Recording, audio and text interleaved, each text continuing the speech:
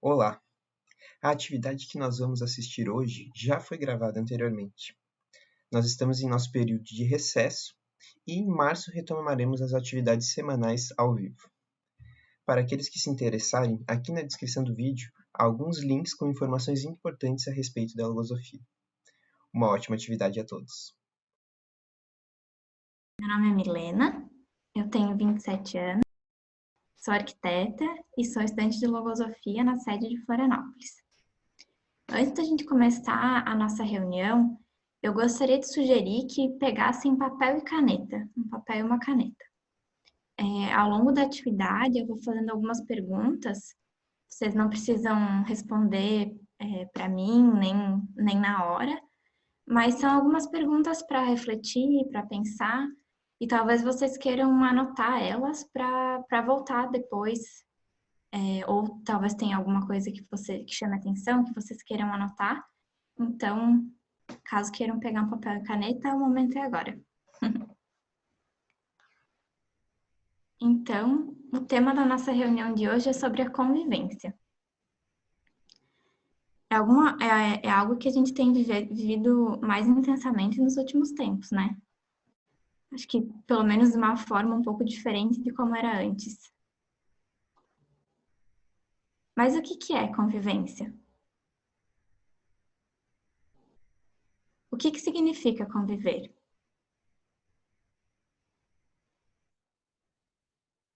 É dividir um mesmo ambiente? Ter uma vida em comum? A convivência é sempre boa? Ela é uma obrigação? Ou eu posso escolher? É algo inevitável? É possível eu não conviver com ninguém? Eu escolheria não conviver com ninguém? E por que a convivência é a razão de reclamação e descontentamento de muitas pessoas?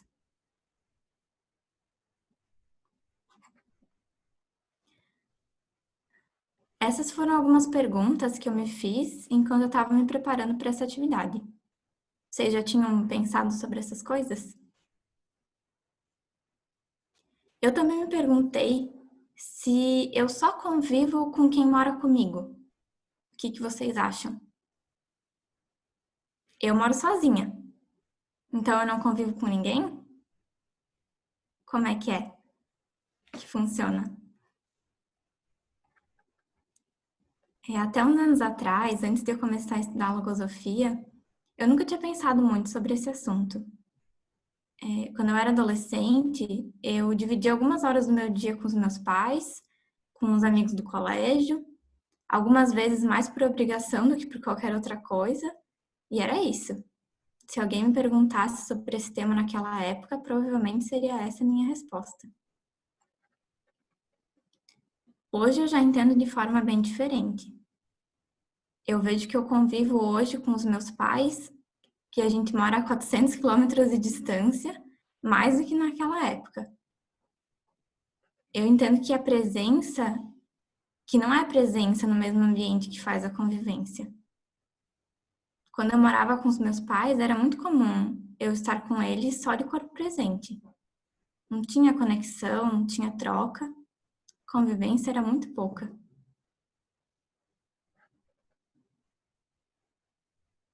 E além da família, com quem mais que eu convivo? Eu, por exemplo, convivo com o porteiro do meu prédio, com os meus amigos, com alguns clientes, com alguns fornecedores e comigo mesma, que na verdade é com quem eu mais convivo, né?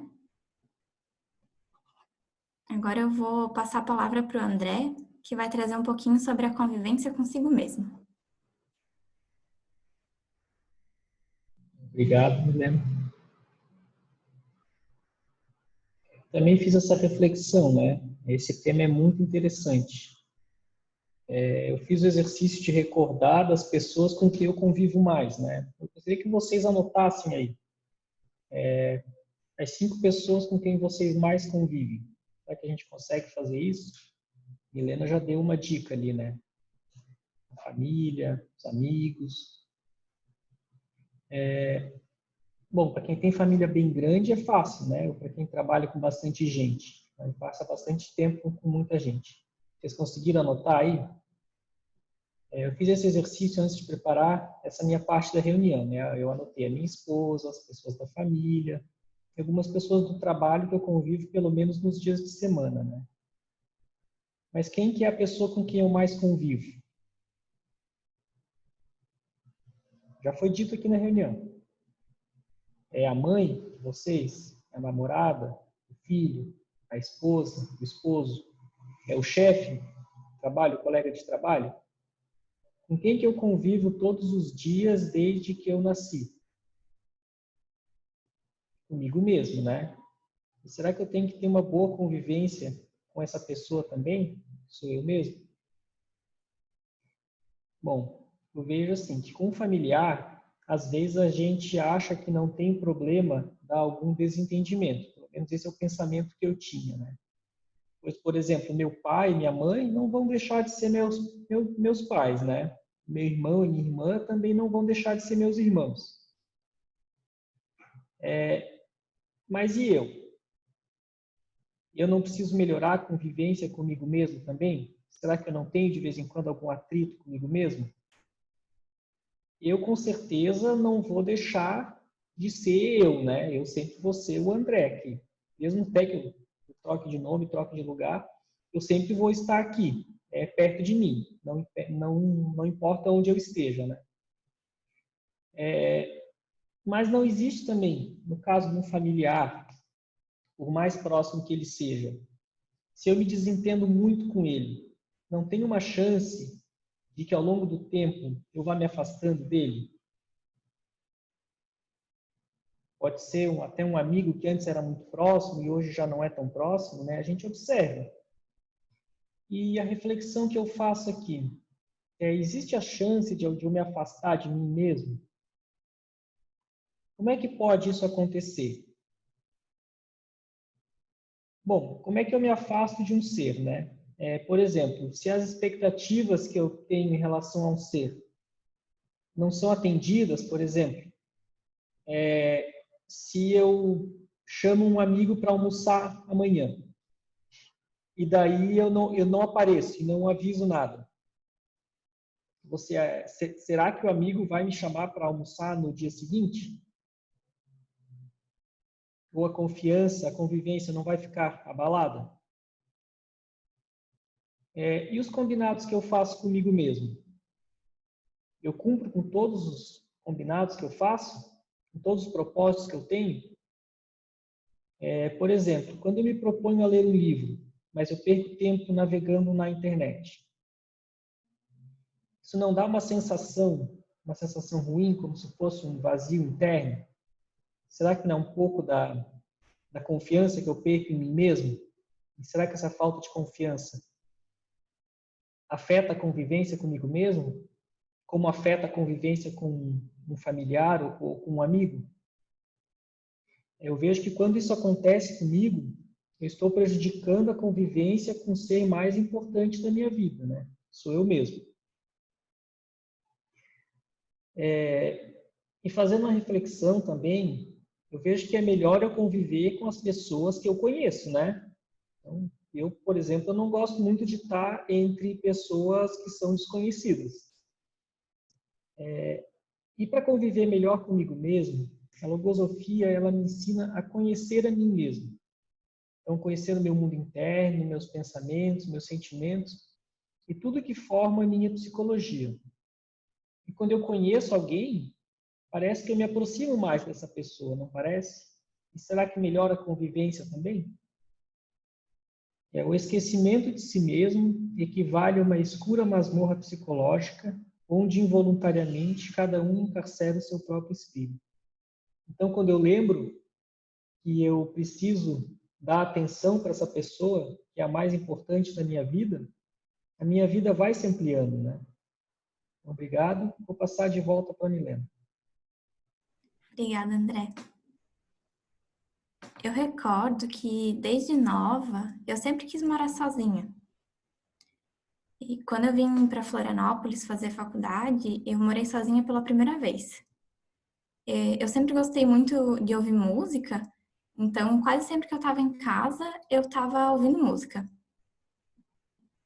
E no começo era uma coisa tão automática que eu nem percebia. Mas depois de um tempo eu acabei cansando de ouvir sempre as mesmas músicas.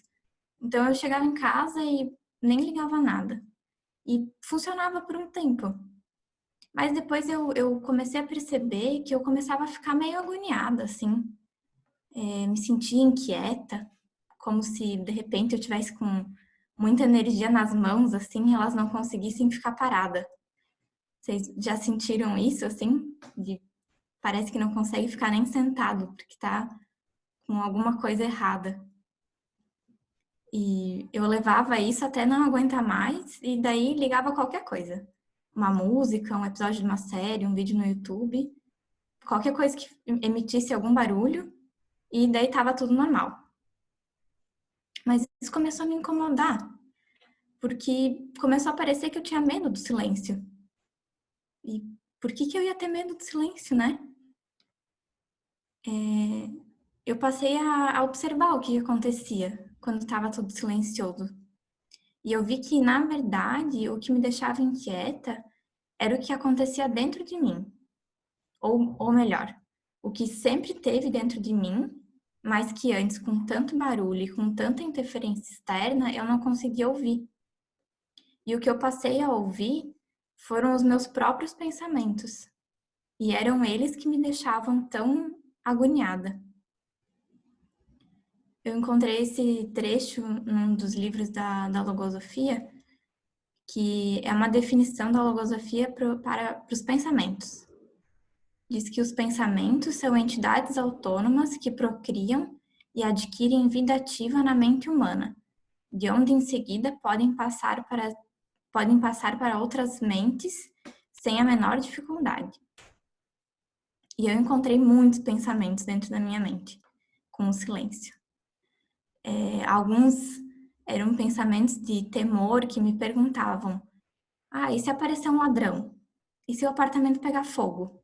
E se? E se? E se? E criavam milhões de situações, as mais absurdas possíveis, mas eram pensamentos relativamente simples de lidar. Usando a lógica, criava uma resposta para eles e eles se aquietaram com o tempo, assim. Tinha alguns que eram um pouco mais complexos, que me perguntavam sobre o trabalho da faculdade, que eu ainda não tinha começado, para a prova que eu tinha que estudar e eu ainda não tinha começado a estudar, aquela outra atividade que eu precisava fazer. E quando eu fui olhar, bem como ensina ali, tinha alguns pensamentos que nem eram meus, tinham vindo de outras mentes. Tinham entrado na minha mente sem eu nem perceber e estavam só fazendo bagunça. E eu tive que ir olhando um por um para resolver o que eu ia fazer com cada um deles. Mas isso faz parte da convivência comigo mesmo, né? Tenho que olhar para mim mesma com o mesmo interesse com que eu olho para os outros seres. Agora eu quero trazer um outro aspecto para a gente tratar da convivência.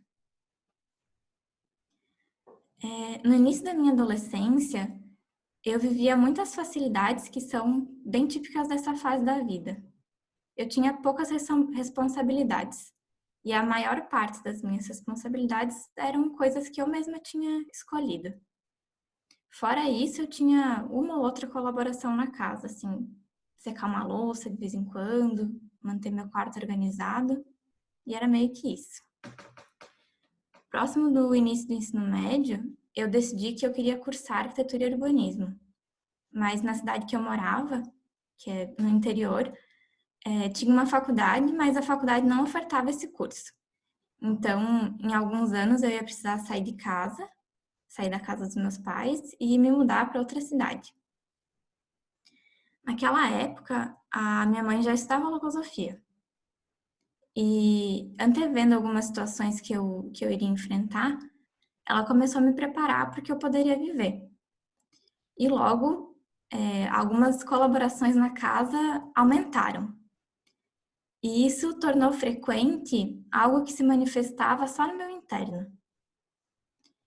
Na maioria das vezes que a minha mãe me pedia para colaborar com alguma coisa, eu teria que interromper uma atividade. Mas uma atividade que provavelmente não era muito importante, né? E ainda assim os pensamentos diziam na minha mente: eu de novo, tudo eu nessa casa, e contrariada e sem muita vontade, eu parava o que eu estava fazendo e ia lá fazer o que minha mãe tinha pedido para fazer. E os anos passaram e eu fui morar sozinha. No mesmo mês que eu comecei a faculdade, eu comecei a estudar logosofia. E na faculdade eu aprendi muito sobre a profissão que eu queria exercer, mas na logosofia eu comecei a aprender cada vez mais sobre mim mesma. Eu passei a me observar com mais atenção, cuidando como que eu reagia a essa ou aquela situação, que pensamentos que estavam na minha mente, que sentimentos que eu vinha cultivando. Uma outra coisa muito importante que eu aprendi é que se eu me preparar com antecedência para as situações que eu vou viver, as possibilidades de ter um resultado positivo são bem maiores, né? Um conhecimento que minha mãe certamente já tinha bem antes que eu. Mas o que isso tudo tem a ver com a minha mãe e com morar sozinha? Então, foi me observando que eu descobri que eu gostava muito de cuidar da minha casa, que manter a minha casa limpa e organizada eram tarefas que eu fazia com muito gosto, na minha casa.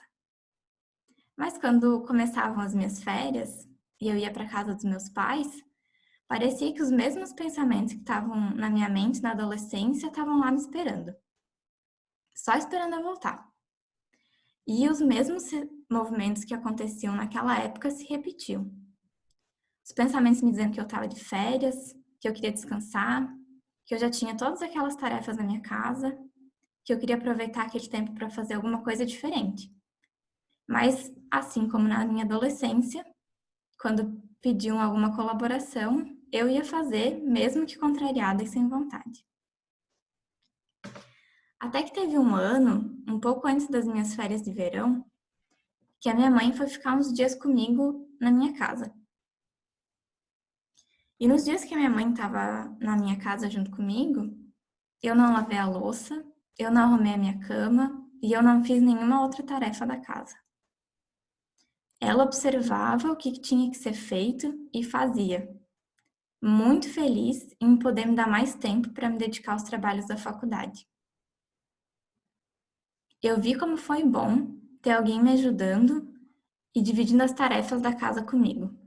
E eu fiquei muito feliz em ter mais tempo para me dedicar a outras coisas da minha vida.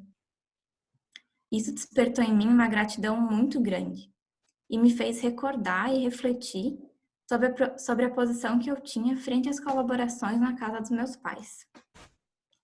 Em geral, cada um espera, se não tudo, pelo menos 90% dos demais, parecendo-lhe ainda muito esses 10% que põe de sua parte. Esta posição tão equivocada faz perder muitos afetos, muitas amizades e relações, às quais algumas vezes se seguirá vinculado, mas somente em aparência. Será que isso podia acontecer comigo e com os meus pais? Se eu mantivesse a mesma posição? De enfraquecer o vínculo que a gente tinha? Essa foi uma reflexão que surgiu para mim. Outras reflexões que surgiram foi: por que na minha casa aqueles pensamentos da minha adolescência não se manifestavam? Será que era só porque se eu fizesse, mais ninguém faria? Mas eu gostava da casa limpa e organizada. Eu gosto, na verdade. Então, por que na casa dos meus pais eu não tomava a iniciativa como a minha mãe tinha feito quando estava na minha casa?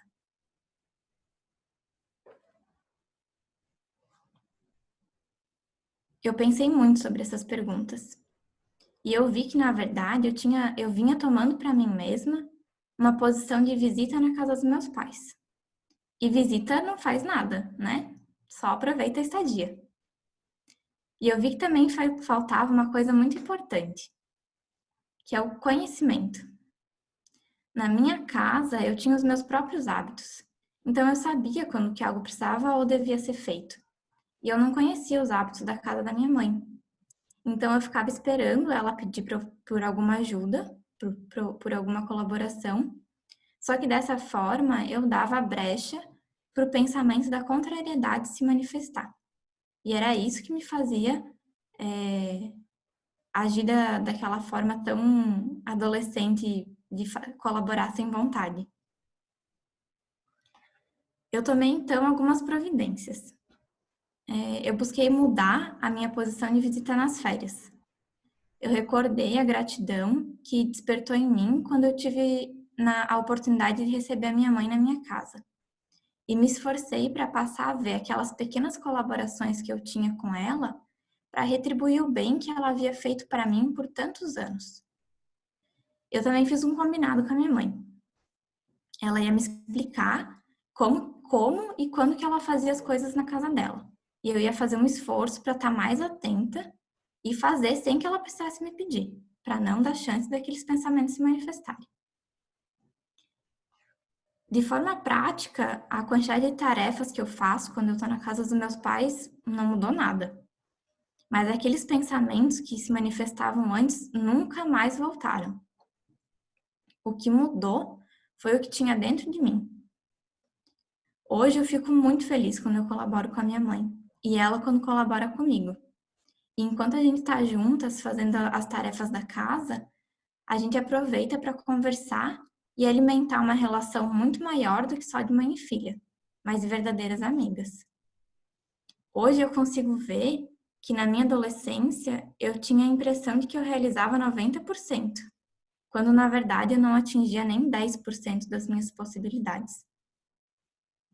Eu vi que com os novos conhecimentos que eu adquiri, eu me capacitei para mudar uma posição interna, mesmo que o que acontecia de forma física ao meu redor pouco tenha mudado.